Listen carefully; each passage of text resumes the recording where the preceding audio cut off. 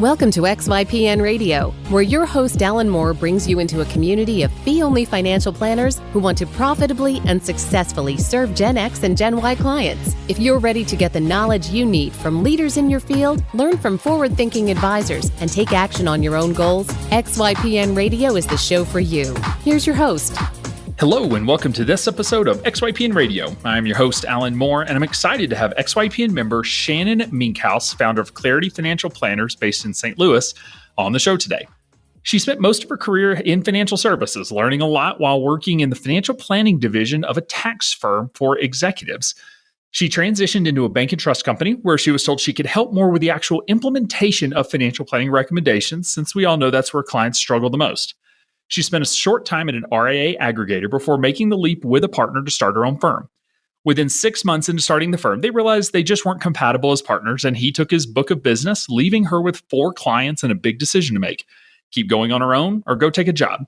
She said it wasn't much of a decision because her stubbornness won out. She's building an awesome firm, hitting $360,000 in revenue in just 2 years. She puts a big focus on financial life planning, having recently started the Financial Transitionist program with Susan Bradley, founder of the Sudden Money Institute. We also talked about her decision to join a women's-only co-working office space where she credits a lot of her success as she's been able to surround herself with like-minded people that are there to support her when she needs it. Are you the chief marketing officer of your RIA? Do you have a love-hate relationship with marketing? Do you understand the importance of marketing but have no idea where to start? If you answered yes to any of these questions, you need our free marketing funnel download. If you have a leak in your funnel, you could be spinning your wheels, missing opportunities, and gaining little traction. Use our free template to map your funnel and get a clear picture of your strategy. Visit xyplanningnetwork.com/funnel to download the free template today. You can find any of the additional resources that we mentioned during the episode at xyplanningnetwork.com/190. Also, be sure to go to xyplanningnetwork.com/VIP to join our private group just for XYPN Radio listeners. It's the community of advisors we've all been looking for that's there to provide support when we need it the most. Best of all, it's free. I encourage you to check it out. Again, that's xyplanningnetwork.com/VIP. Without further ado, here is my interview with Shannon. Hey, Shannon, welcome to the show. Thanks so much for being on. Hi, Alan. Thank you for asking me to join you. It's good to be with you. Yeah, I'm really excited. Based on my review and some of the notes that I have, we're going to have a ton of awesome stuff to talk about. So first things first, could you give listeners just an overview of the practice, where you're located, number of clients, maybe overall revenue of the firm, just in terms of size, if you have some sort of niche market, and then we will dig into the details. Okay, sure. I'm Shannon Moenkhaus, and I've been in this business for a little over 2 decades. My firm, Clarity Financial Planners, is located in St. Louis, Missouri.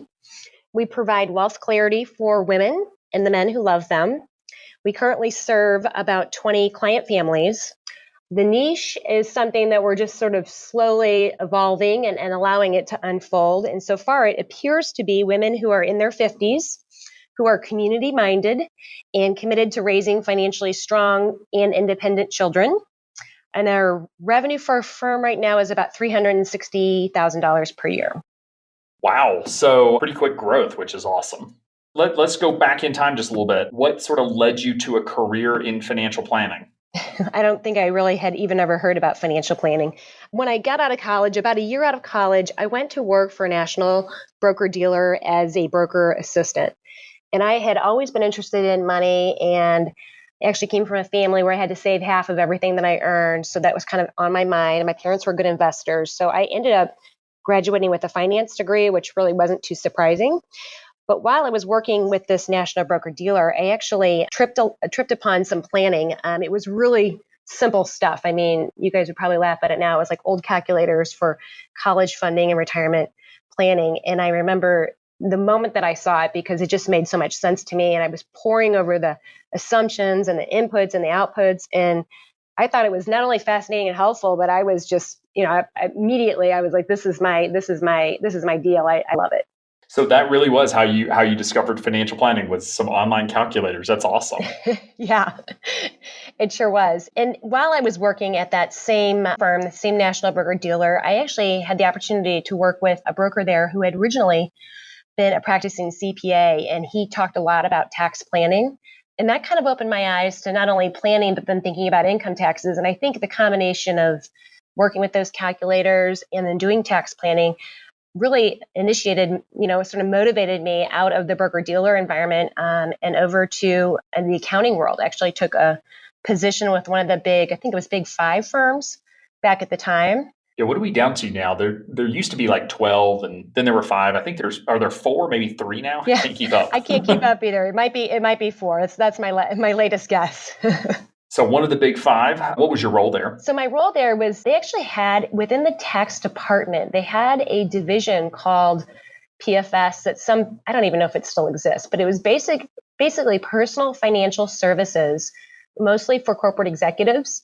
So companies would pay for their corporate executives to have this planning service for someone that would come in and not only do income tax planning as you would expect, doing tax projections and tax returns, but then we also did cash flow modeling, stock option exercise calculations, and really like retirement, education, investing, and estate. I mean, we pretty much did everything, sort of throughout the year, depending on, how busy we were and close to, projection timeframes, when estimated taxes were due. And of course, when during tax season, we were totally focused on income taxes. It was not only a good place to learn technical skills, but it was also a great place to learn how to, what I would call maybe just an equally important lesson, which is how to review your own work.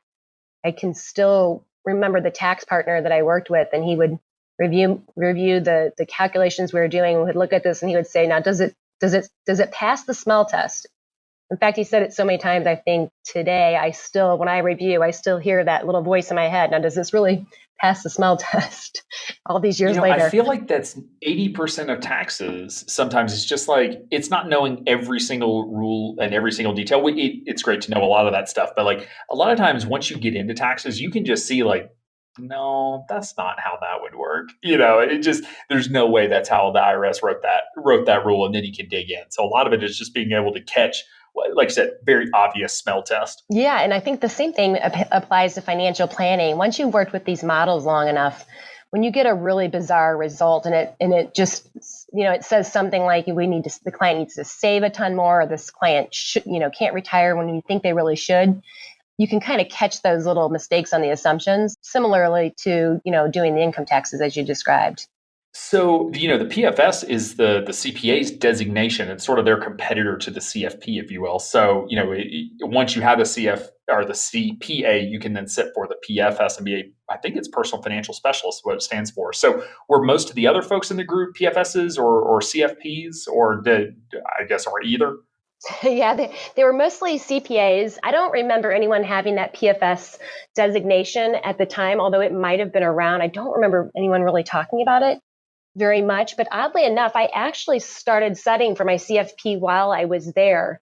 I chose CFP over the CPA simply because it encompassed more of what I was interested in. And unlike now, where people will take you'll take the however many, pre-test and the study materials and all those, the pre-work you have to get through before you really had it proctored, and it was only available a couple times per year, and you had to physically go somewhere, in your city, 2 or 3 times per year and take the test. So it took me a while to get through it, but that was actually my focus, and I got my CFP kind of back before people really knew much about what it was. Fair enough. So it sounds like you were doing comprehensive financial planning at that point, had sort of a niche because it's these corporate executives that the companies are willing to pay for them to get access to guidance, which is awesome. So sort of where did the career path take you from there? Yeah, so the part that I loved was creating these plans. But as you can imagine, sitting across from a busy executive and just handing them these sort of wonderful plans and saying, okay, here, now you can go do this. So often, nothing really ended up happening. So while I loved my development and my training in the accounting world, next I was actually motivated into a bank and trust where the CEO of the trust company partner over at Arthur Andersen in the estate planning side. So he sort of understood my world. I understood his world. And he really motivated me to come over there and said, not only can you do the planning, but guess what? We can do the implementation too, because we can move the monies around. We can really get involved in people's still be involved in people's taxes, but we can actually do the investing and, sort of bring everything to life. So that was really my next focus. And it resonated with me so much at the time. I worked on a small team and I was not the lead advisor. I worked on a small team for a number of years, and I learned a ton. And then one day, the bank, which is where the trust company, was part of the bank. The trust company, the bank CEO, a new one came in, and he took a look at our trust company and said, Shannon, you don't need to be on somebody else's team. You're going to start your own. And I can still remember how terrified I was to go to a meeting by myself, because I'd always been in meetings with other team members, and suddenly there wasn't someone there to bail me out. And I won't say it was a good meeting, but I got through That's it. what matters. Yeah, sometimes it's those, things we do that are really uncomfortable that would, help us move forward. So it's interesting, the sales pitch around, like, when you're at a bank and trust company, I've just never thought of it in this way, but you actually can help with more of the implementation because you're even more deeply involved, because, that's just what trust companies do. That's the way they're designed. That's a really interesting, way of framing it. Do you feel like that was true? Were you able to help more with implementation than some of the other business models you've been in? Yeah, so that's a great question. I think it was really a real step up from being in the accounting world, or at least what the accounting world really had capabilities to do at that time. So for me, I saw it as it really was an improvement. But the other part of banking, and this may not exist at all banks, but I've certainly seen it more than a couple times, and that is there's a real push to try and get these clients to be what they call sticky. So they want the clients to have, not just a trust relationship, but then a personal banking relationship, and maybe a commercial banking relationship, and then they want to sell on mortgages, and so this whole cross-selling takes place. And I think ultimately that's probably what motivated me out of the banking environment, because it was just kind of noisy with all the bank preferred products that were kind of coming into these meetings, when that really wasn't what I was all about, and not really what I wanted to be focused on with my clients. So after that, I actually ended up joining an RIA aggregator, and that was where I had learned for the first time about evidence-based investing. And that forever changed my view on investing. It simply made sense to me. It was something that I enjoyed, something I felt I could explain to clients. So I did that for a number of years. And then but over time, after working for the larger RIA, I just felt like there was something missing, or maybe something that was bigger for me out there. So I kind of had this feeling, and it kept growing over time. And then I had a breakthrough. I can still remember this. It was probably a week, maybe two, after I turned 40, and I was on an airplane headed from St. Louis to Vegas. And then I had just turned 40, so I was kind of just thinking back naturally over the last 2 decades since I was 20, thinking about what were the big important things that had happened in my personal and professional life, getting married, having kids, careers, people I've helped, work I enjoyed, lessons learned. And I sort of went into Vegas with that in mind. And I was there for the AICPA conference for wealth advisors. And while I was at that conference, one of the mutual fund companies, I think it was Dimensional Fund Advisors, had a dinner one night, and I sat across from this couple at dinner. And they were fascinating. They'd had this really exciting life and been married many years. And the husband had actually had a CPA firm that he had founded, run, and sold. And then he founded a RIA that he'd run and sold. And it had been years since he sold it, but yet he still worked there, but on a very part-time basis. So I thought that was kind of intriguing. And, following dinner, I decided I was going to go back and look him up, because he was in my network.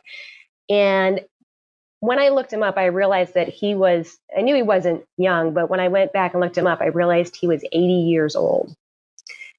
And I thought, 80, oh my gosh, 80, he's 80 and loving life, and he's still working for this RIA for fun. What is that all about? And so it was that moment I started thinking, what if my career isn't, what if my career is not another 20 years, but what if it's another 40 years? Then that means I'm not halfway done. I'm only a third of the way done. And then I started thinking, well, when I'm 80 and I look back, what will success look like for me? And I didn't have the answer to that question, but I can sufficiently say that if the entrepreneurial seed wasn't planted at that point, or if it was planted, it was heavily watered. I think that was really the launch of me thinking, I'd really like to open my own firm. I love those pivotal moments, and at the time you don't know they're pivotal moments. It's just it feels like a fleeting thought or a crazy idea that in a week you'll sleep it off and it'll be gone. And then when you look back, you realize just how important some of those realizations are. And I think a lot of times we don't take enough time to let ourselves sort of simmer on things like that to let it become this this full idea, if you will. So my encouragement to young people is to take the time, because who is it that says, is it Bill Gates that said, we underestimate how much you can accomplish in a lifetime and way overestimate how much you can get done in a year. And to be able to look back and start, from age 80 and look back and say and visualize, what does success look like? What can I accomplish here? And start heading that direction, which is just awesome. Yeah, it's really cool to look back and see these pivotal moments or these like really important decisions. Or in my case, I can go back and sort of map people that gave me clues or direction or guidance that really had a real impact in my world that I didn't even not only did I even not acknowledge it, I'm not even sure I even understood it at the time. And now I can go back and see, which is really cool. I will say that, when you're working for an RIA or you're working in the industry and you're pretty successful and you've got, years of experience, I think there is a lot of fear about doing something on your own. I know for me, fear was really guiding some of those decisions. I was afraid to go out on my own. I was afraid of making less money. I was afraid of having to continue my lifestyle because I've got, kids and a family and a house and cars and not be making money. So for me, that sort of translated into me looking for a partner. And I did find a partner who was looking for a transition plan for his business. So we paired together, as so many times people do. And I think it took us all of 6 months, maybe less, before we realized we're really not complementary for each other. So then he departed probably about 6 months after that. And I think when he departed at the time, I was faced with doing it on my own, because not only was he leaving and taking, he had a very large client base that he transitioned in. So he was leaving with the client base. Plus we had a team and the team was leaving with him as well. And I had, so all of 4 clients, and that was daunting. That was really daunting. Because it made it easier to make the leap, I assume, because here, you can pull a salary or a larger income because the whole business has much higher income. And all of a sudden that was sort of the crutch, if you will, to leave. And then all of a sudden, 6 months in, it's gone. Oh, well stated. It's exactly what had happened.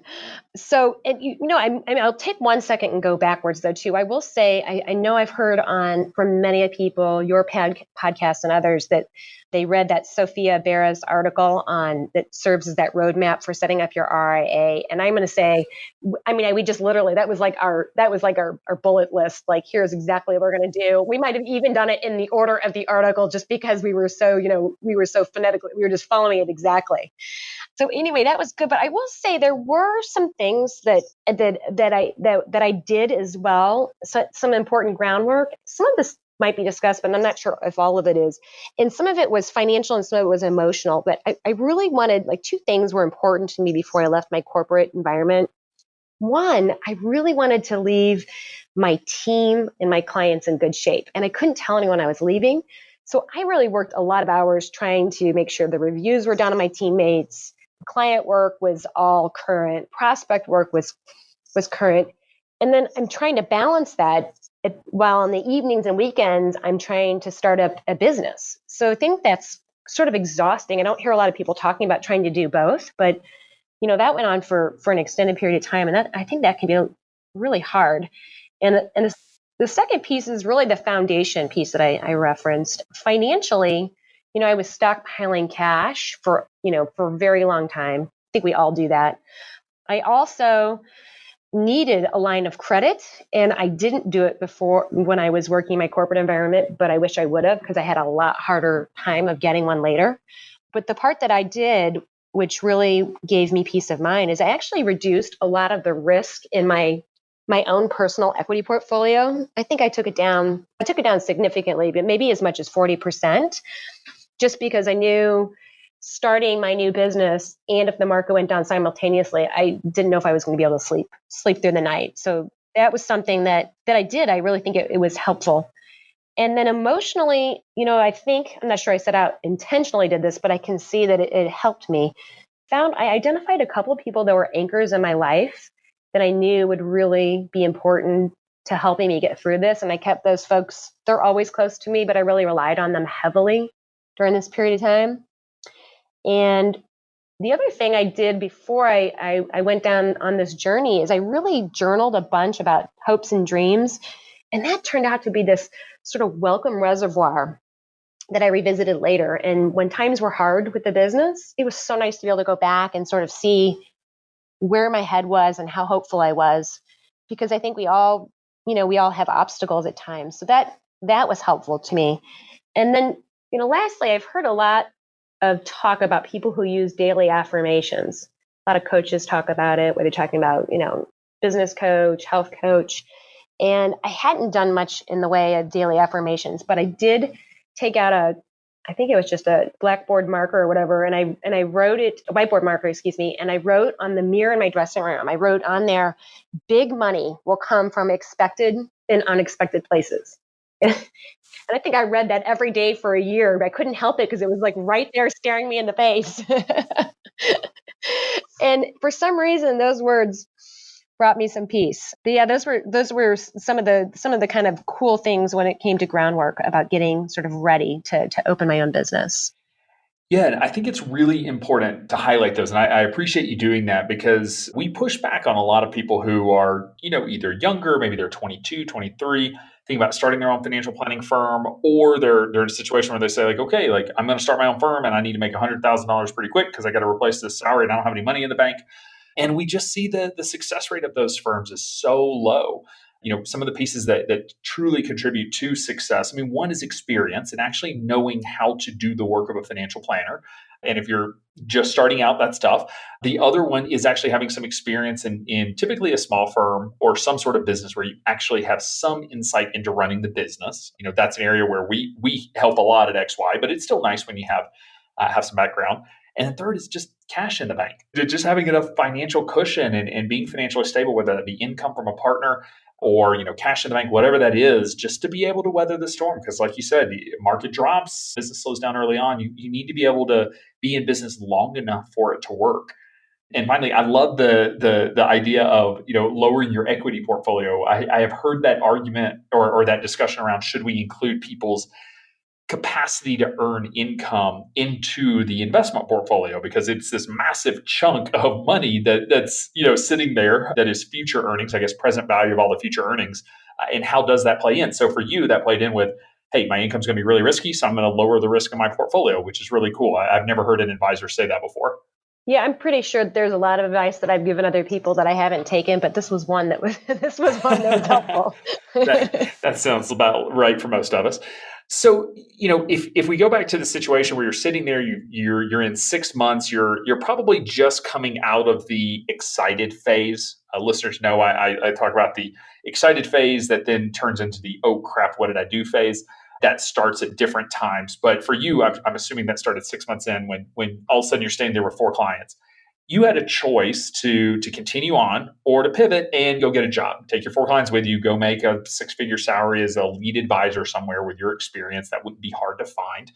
How did you make the decision to keep pressing ahead and move forward instead of transitioning? Oh, I think it was just sheer stubbornness. I just had committed in my brain, like, I've got to try this. And so this idea that it might take long or there might be a big road ahead, I don't know that I really gave it that much consideration, or I might not have done it. I just had started and committed to something, and I've got some stubbornness in me, and I just kind of kept going. I do think that this loneliness piece played a more important role than I really recognized. I didn't really think it was going to be such a big deal until the partner and the team left. But one of the things that I did, and this just might have been like great luck and timing, and a good friend connected me, but I moved my company to our financial district in January 1 of 2017. And I was a founding office member in a female-focused workspace. It's called Rise Collaborative. And that was really cool for me because, one, it gave me the geography. I wanted to be, in this really central location in terms of, where I wanted to be in my town. It also had tons of parking, which isn't terribly common for that area of town. And it was brand new, and it was modern finishes. Everything was crisp and white and open. And because it was female focused, it had that sort of soft touch of female elegance, things like, a few chandeliers here and there and some nice colors. And it felt amazing. And I remember when I committed to the space, I asked them for the smallest broom closet they could put me into because I didn't have much revenue. And then when I ended up finally moving in about a week before, someone backed out on one of the bigger offices and they gave me the opportunity to upgrade. Actually, they gave me the opportunity on New Year's Eve. I happened to be there doing a walk-in and I was supposed to be moving in the next morning. And they asked me if I wanted to upgrade to the bigger office, which was going to double my space, which was going to be awesome, but it was also going to double my cost. And I still didn't have, I still had these 4 clients, but I took it. I went ahead and committed to the bigger office because it had the space to have a little learning corner sort of in my office. So I have, like a round table, a nice clear TV screen, and I've got one of these mega big 4 feet by 6 feet glass boards. And then I have my desk in here, and I also have like a little space so people can sit at comfortable chairs. And I just took it hoping that I would get more clients. And I have to say, once I made that decision and moved forward, I never regretted it. And I'm still in that same office. And while I started coming here for the geography, I really think that I stay here now because of the community. It's a community of women helping women. And it's kind of cool because, I've always said that men are fortunate that they tend to congregate and support and help each other just naturally. And women don't do that always. We almost need a purpose to get together. And I see people walking through the door here. I think we have maybe 300 members now. And I see every woman who walks in with the openness to learn something new and willingness to share. And I think that is a superbly rich environment to live in. I think that's been really helpful and really softened the blow of not having a huge team with me. Now I feel really well supported in a community of women.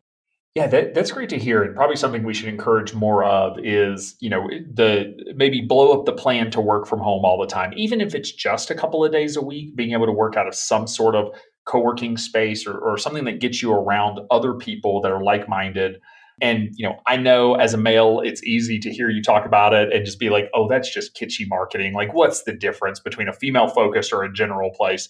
But recognizing that there is a big difference because it allows you to surround yourself with other women that are in similar positions, that are going through similar situations and be able to form that support group, which the support group may be the difference between you making it or not as an entrepreneur, that you have to have it. I don't know anyone who's been successful by themselves, with no group around them. Ultimately, it's just a necessity. Yeah. And I think speaking of that group, that's a really good, I think having support is so important, not just in your physical environment and the other people that are around you, friends and family, but also in the team. I know a lot of listeners are trying to figure out, when do I add someone else to my team? Do I do it on my own? Do I not? You hear all these sort of comments back and forth. And I will say that I was fortunate in that one of my teammates who left when my partner left offered to come back and help me for a mere 3 hours per week. I didn't have a lot to pay her. And she was working for the team for 3 hours a week. She was working virtually, which was how we'd sort of designed our system. So that was easy. She had another job, but we committed to each other that we were going to help each other grow. And then as the business grew, she was able to sort of gradually ratchet her time up with our business until she eventually quit her other job altogether. And now she works exclusively on our team. And I tend to be more the idea generator. And she's the one who implements those ideas. So her focus is all about excellent execution. And while this has helped me in so many ways, I think that, in the last, it was probably a year and a half ago, when she really took over the preparation of our client meeting packets, that I really sort of noticed, it sort of highlighted the difference in the without her versus with her. And it was really simple. When I was doing our client meeting packets, I would be exhausted. By the time it was done, I was so finished and done. I was like, closing the file, like I'm done and wrapped up with that project.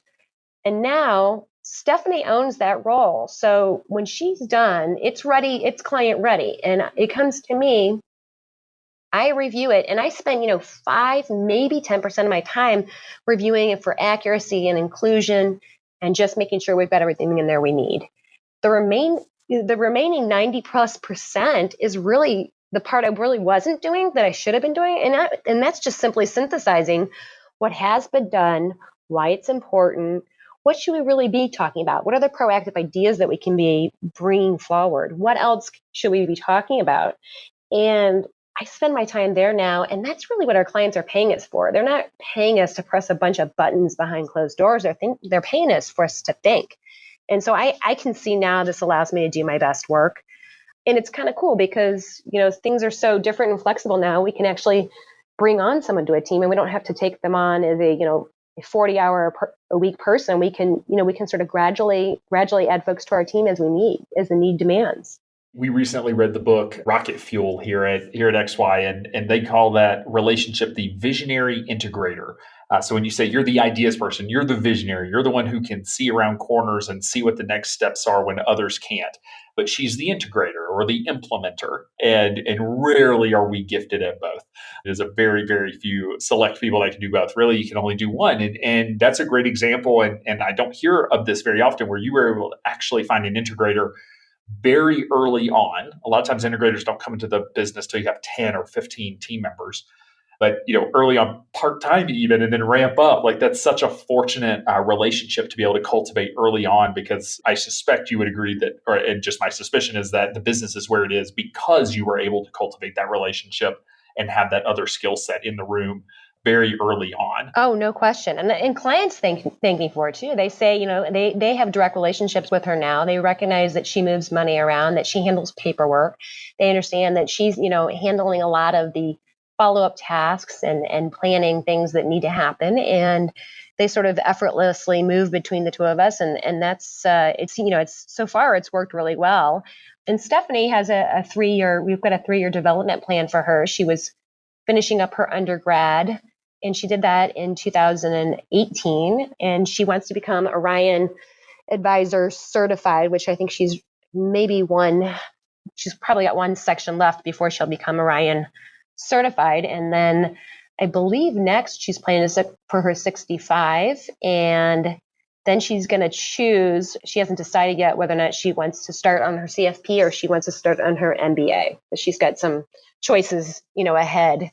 But that's been really helpful. Or as both. We're kind of get an MBA that qualifies for CFP education. So there you go. See, that's a great idea.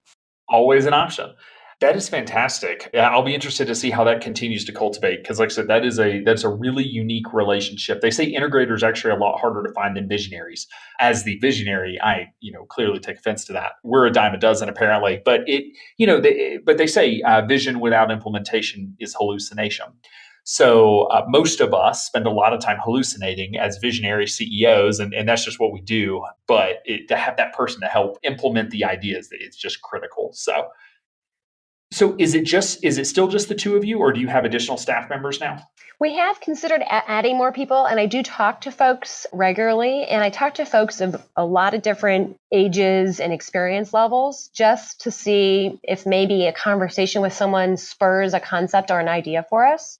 But at this time, it is just the two of us. I will say, I've long talked, everyone who's served, everyone that I've served on a team with is probably so tired of me talking about this two sides of our business, but we've long talked about, there's sort of predictable side of our business. This is where we know how many times per year generally our clients want to meet for the reviews. We know, generally what months they want to meet in. We know when tax season comes. We have, planning topics that we bring back in front of our clients.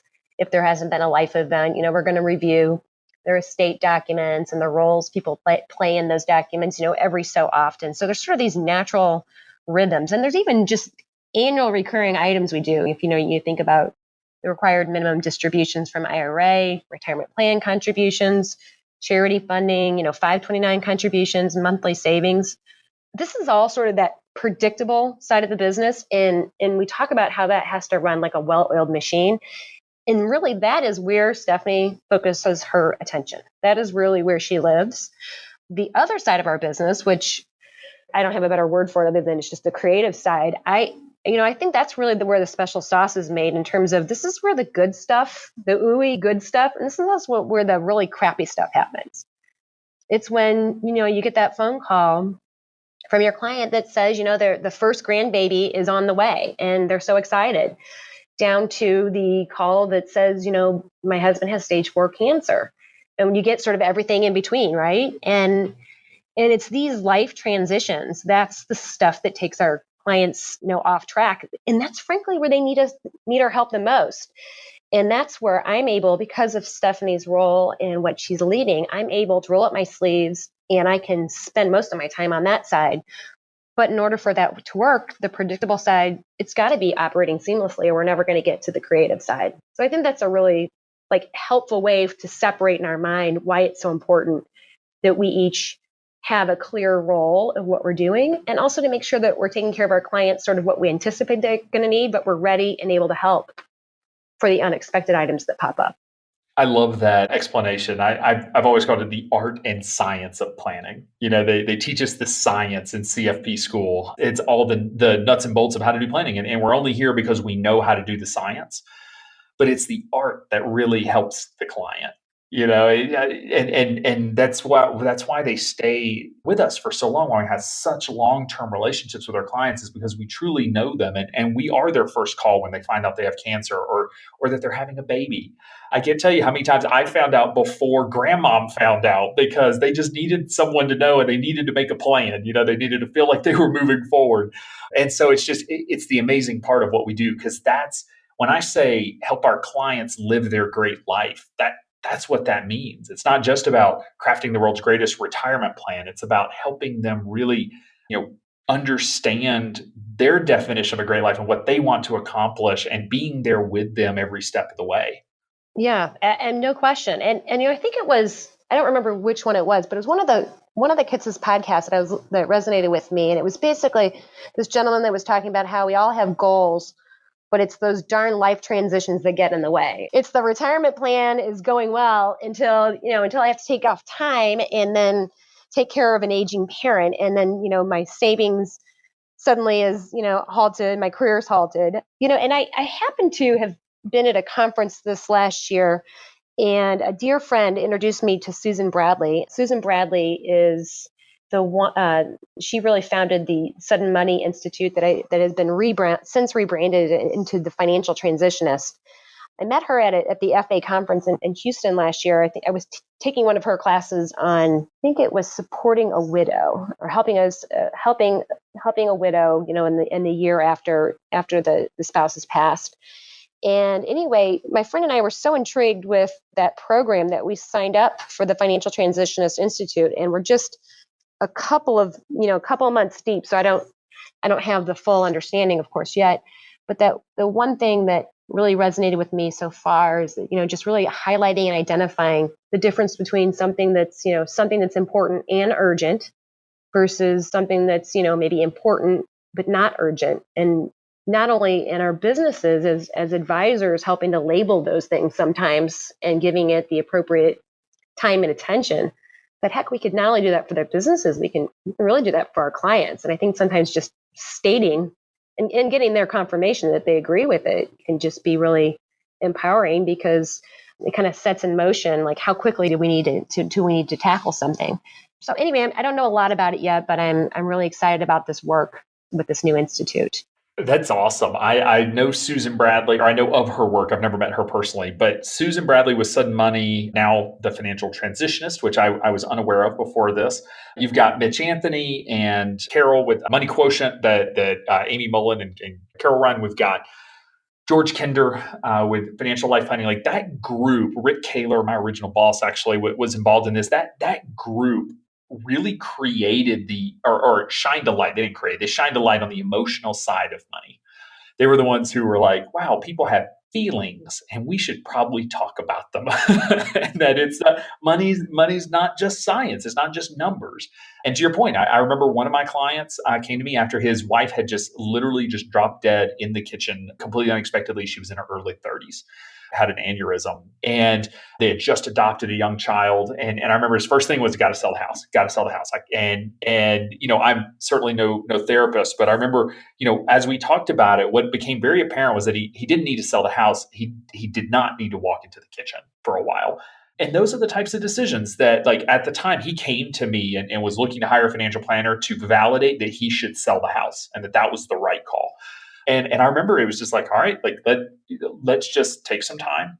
This isn't, like you said, this isn't urgent. This is this is something that can wait potentially. And ultimately he decided to keep the house. I was happy that he did long term. But those are the moments where, again, you discover real financial planning, and you discover the stuff they didn't teach you in CFP school, but are the things that you need to know if you're going to work with clients that are going through those situations. And Susan Bradley's program is fantastic for that. So I'm glad to hear more about it and that it's still rocking and rolling, because I've only ever heard great things. Yeah, and I think I think our team is already good at helping people through transitions in life, but we really should be excellent at it, because this is where people get stuck. And the way I think about helping someone, we're not doing it every day. If we did it every day, we just would get good at it after a while. It's kind of like, retirement planning, some of these other things. But if you're only doing it occasionally, if you can have a process and you can kind of pull that out and say, okay, here are the steps that we go through, here are things to remind us of. I'm a big process person anyway, but I love the fact that we have a process that we might be able to apply it to. And I suspect, I don't know for sure, but I suspect that I'm probably going to learn as much about how to handle myself during transitions and identifying own transitions in my life and personally as I do in working with our clients. I certainly didn't start it with that in mind, but I'm just guessing that's where it's likely to head. Yeah, I mean, the reality is no one wakes up randomly and is like, you know what I want to do this morning? Talk to a stranger about money. That is not when new clients come to us. They come to us in transition. I can't think of a time where I had a client show up that wasn't in some sort of transition. It can be a positive, it can be a negative, it can be a marriage or having a baby. It can be a negative, like a spouse dying or parents passing away or job loss. I mean, but something has happened. Many times as advisors, we want to dive in and be like, okay, here's the comprehensive financial plan. And the client's like, but I have this pain point. I have this thing that's happening. Could we talk about that first? Because that's why I'm paying you. And sometimes it's easy to lose sight of that. But I totally agree that if you want to be a great financial planner, you have to be great at managing transitions, because that's when clients come to us. And that is financial planning. It's easy to have a financial plan, but that is planning when you're doing it real time throughout their life. Like, that's the relationship side of our business. Yeah, I completely agree with you. And I think that a few years ago, I started working with a financial psychologist, and she happens to be located in my city, although I think she works with advisors and across the country.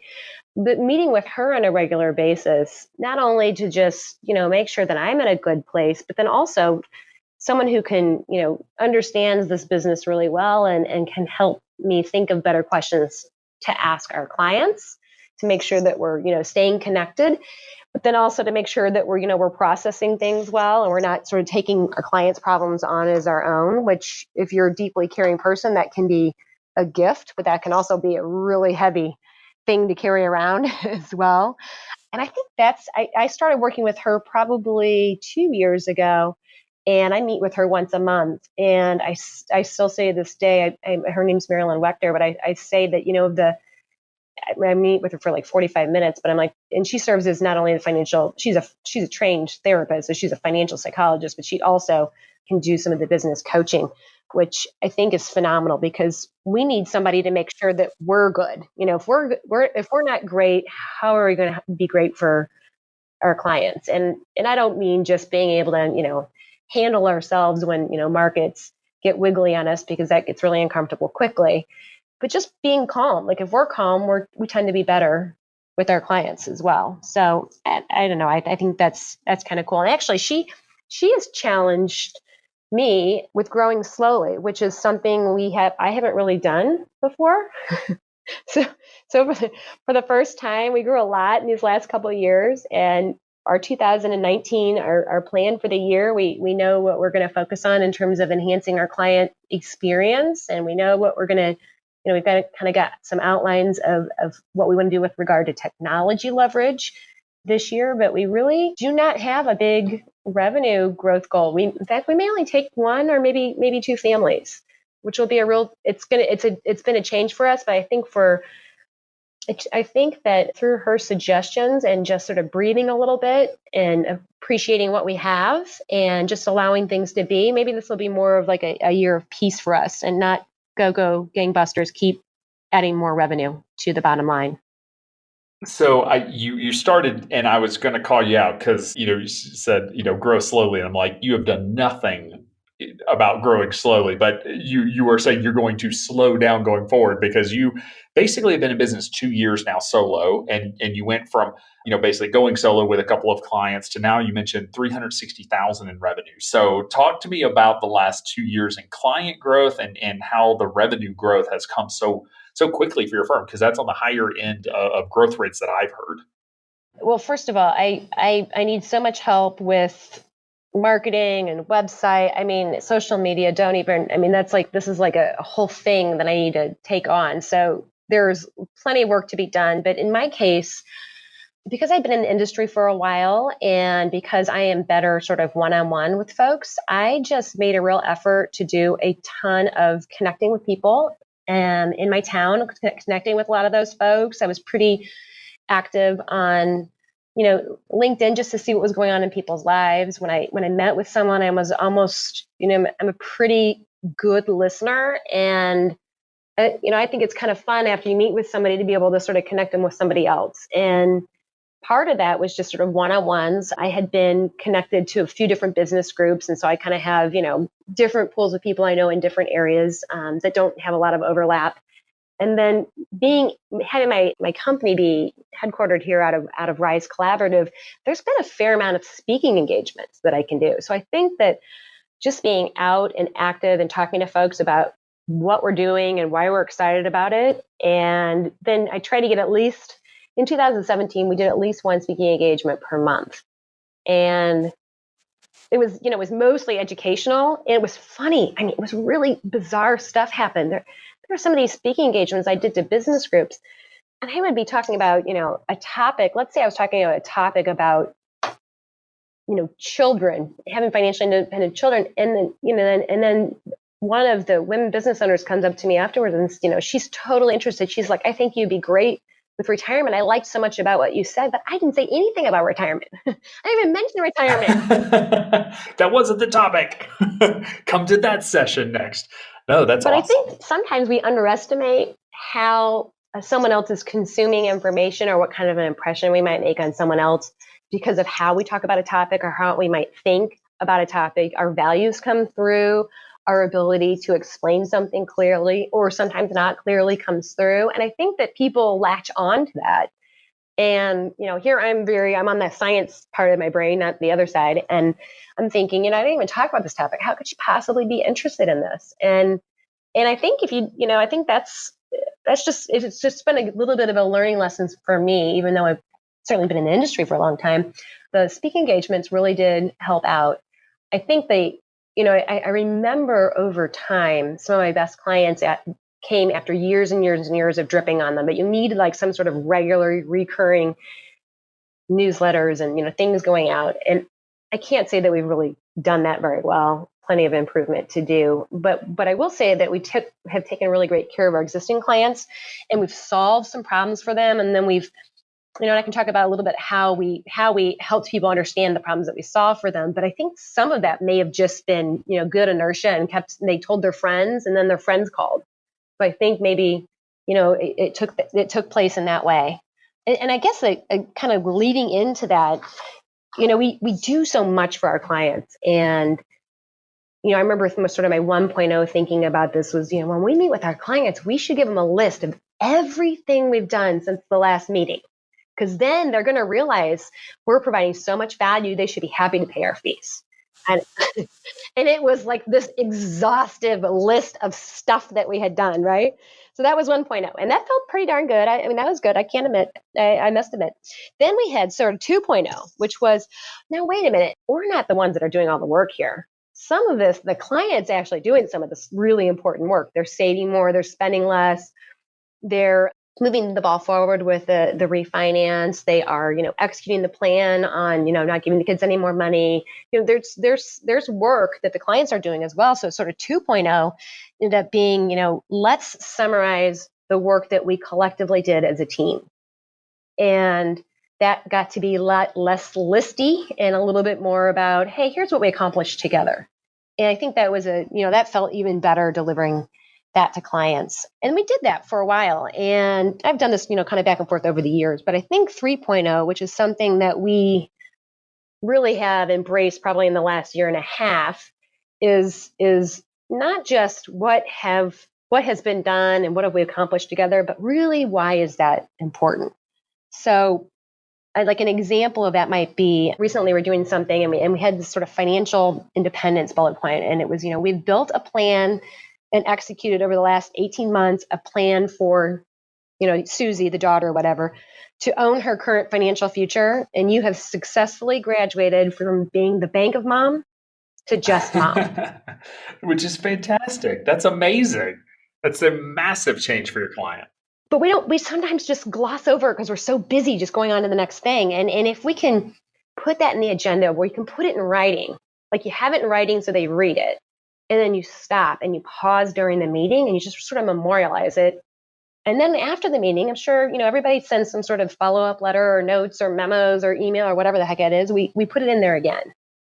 And I think that sometimes just letting the clients take credit for some of the hard work they've done, I think that can be pretty motivating. So I don't know if this has really helped us with the growth of our client base or not, but it sure has made our job a lot more fun because we can sort of point out what work we might be busy doing work, but now we know what made a difference. Like, how do we really change someone's life or help them to remove a worry or overcome an obstacle? And I think I don't know, I just think there's a lot of significance and meaning around those types of topics. And I think that's where we should. I know I don't always spend as much time on that as I would like, but I think it's a pretty important one.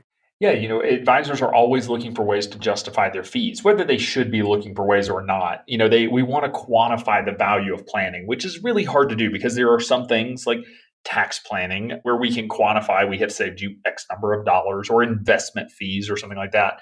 But so much of what we do is intangible and hard to quantify. Like, what is the value of becoming mom and no longer being the bank of mom? It's impossible to put a number on that, but it is worth every penny that clients are paying us and more, which is why we have such great relationships with our clients. So I know a lot of advisors that are starting their firms that are newer to the business really fear the value conversation.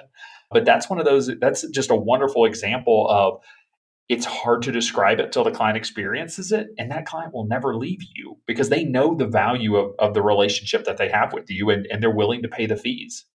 Yeah, I think that's sort of the key, right? Like we build something that's so much bigger and more important than just this, this contractual relationship and the fees that are being swapped. And I think the other thing I didn't mention, but was probably one of the biggest life-changing, most empowering things that we did. And it's going to sound so ridiculous because we all have read about it, but for some reason I didn't understand it until I did it. And that was, I found some really good referral partners. Actually, 2 other firms that are in XY in my city who are looking for different types of clients and size of clients and maybe not as complex of clients as we're taking on.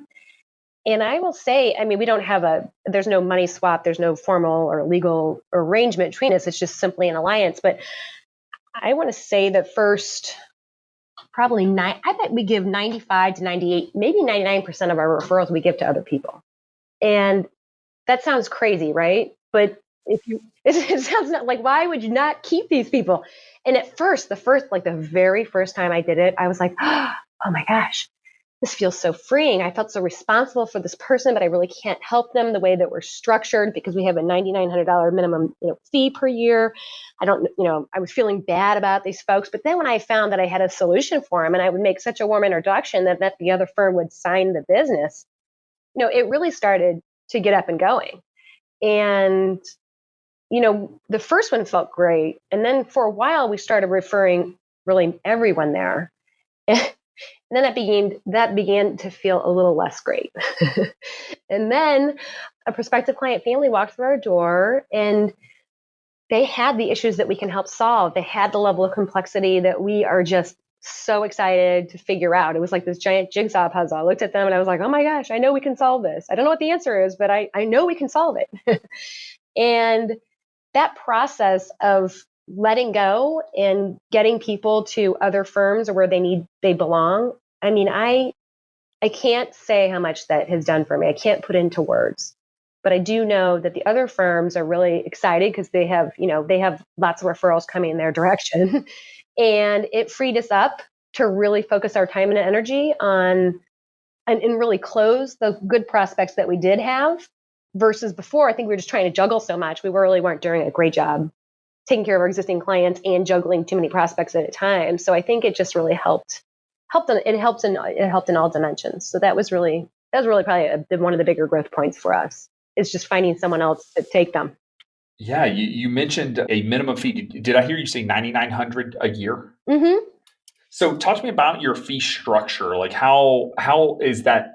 I guess I'm a new client coming in. How are you pricing services in terms of financial planning fees, AUM, that sort of thing, sort of overall? Because that makes sense given the number of clients and the revenue that you have. That minimum fee would be where it is. Yeah, I think that first of all, I'm not 100% committed to anything when it comes to these fees. And I keep listening to the podcast and I keep thinking, could I be doing it differently?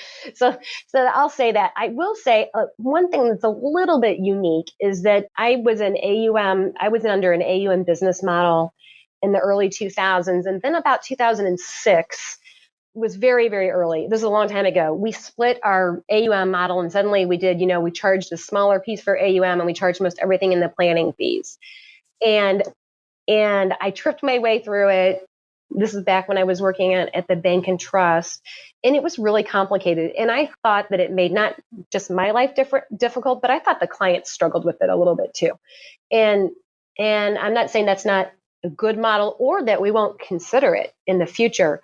But because of that experience, I've stayed more on the AUM planning side, and I've thought about doing some flat, planning fees per year, but I haven't shifted it yet. We still have stayed on the AUM side, but I literally revisit our fee schedule.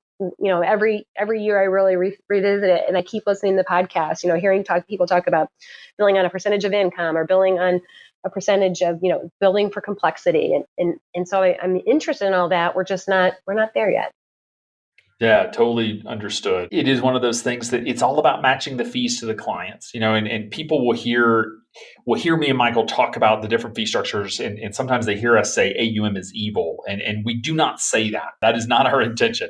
The truth is, don't complain that you can't work with young people without any assets when you use an AUM model, right? You can't say that. Don't tell me there's not a service model.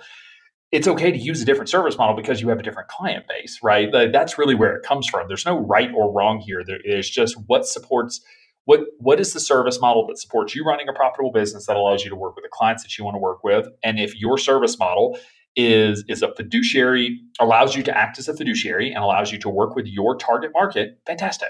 That's what matters. And clearly that's working for your clients. So no shame in that. Thank you. People hear a lot of shoulds, and like I say, don't should on yourself. There are no shoulds in this business. There is, how you choose to run your business. There's also no right answers. It's something I've been saying a lot lately. Is I think one of the greatest myths of entrepreneurship is people believing there are right answers in running a business, and there just aren't. There's just whatever you come up with in the direction you want to go, and just move. So, it's just making it work for you. And I think you're exactly right. I think, part of my business coach challenging me to grow slower. And I look at last summer, I took 5 weeks of vacation, and I've never taken 5 weeks of vacation in a year in my life, and I look back at some of the things that I've been able to do, and I'm like, you know what? Maybe this is about peace. Maybe this is about just breathing and seeing where we are and not trying to just keep pushing forward, because just because we've always done it that way doesn't mean we have to keep doing it that way. And I have a mentor that I've had for about 15 years, and he's really big into the Tao of leadership. And he has some funny saying. It's like, if you're searching and you're trying to find something desperately, looking harder and longer is not going to help you get a better result. If you take a step back, you'll probably find it when you least expect it. Understood. I love it.